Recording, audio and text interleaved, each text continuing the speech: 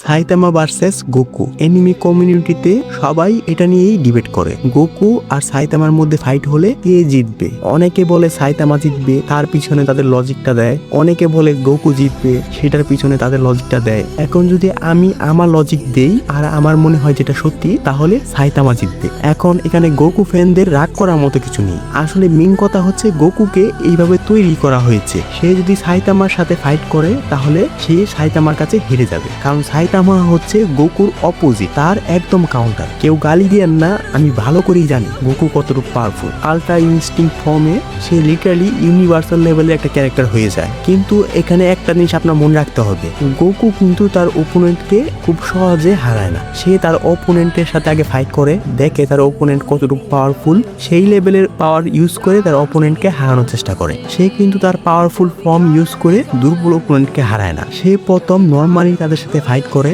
দেখে সেই কতটুকু পাওয়ারফুল, তারপর সেই পাওয়ার অনুযায়ী সে নিজেকে পাওয়ার অফ করে। কিন্তু তারপরেও সে ফুল পাওয়ার দিয়ে কারোর সাথে ফাইট করে না, আর এই কারণেই গোকু হেরে যাবে।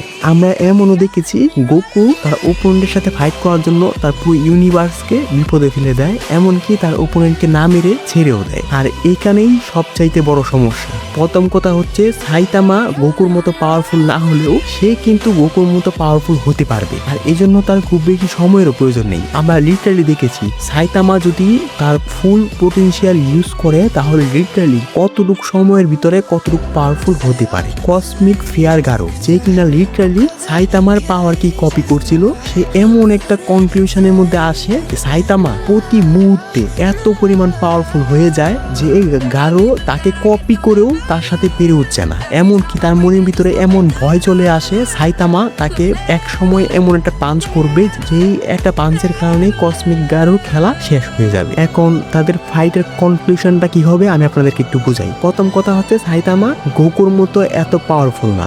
গোকু তাকে ফুল পাওয়ার দিয়ে তাকে হারাবে না। গোকু তার পাওয়ারকে টেস্ট করতে থাকবে, আর এটাই হবে সবচেয়ে বড় বোকামি। গোকু তার পাওয়ারকে সিম্পলি টেস্ট করতে চাইবে, আর এই সুযোগে সাইতামার পাওয়ার এত হাই লেভেলে বাড়া শুরু করবে, এক সময় সাইতামা গোকুকেই ওয়ান পাঞ্চ করে দেয়। এখন গোকু তো সাইতামাকে লিটারালি তার লিমিটে পুশ করবে, তার পাওয়ার কতটুকু সেটা দেখার চেষ্টা করবে, আর এটাই হবে সবচেয়ে বড় বোকামি। সাইতামার পাওয়ার আস্তে আস্তে বাড়তে শুরু করবে, তার ওপোনেন্টের পাওয়ারের সাথে সাথে সাইতামার পাওয়ারও ইনফাইনাইট লেভেলে বাড়তে শুরু করবে।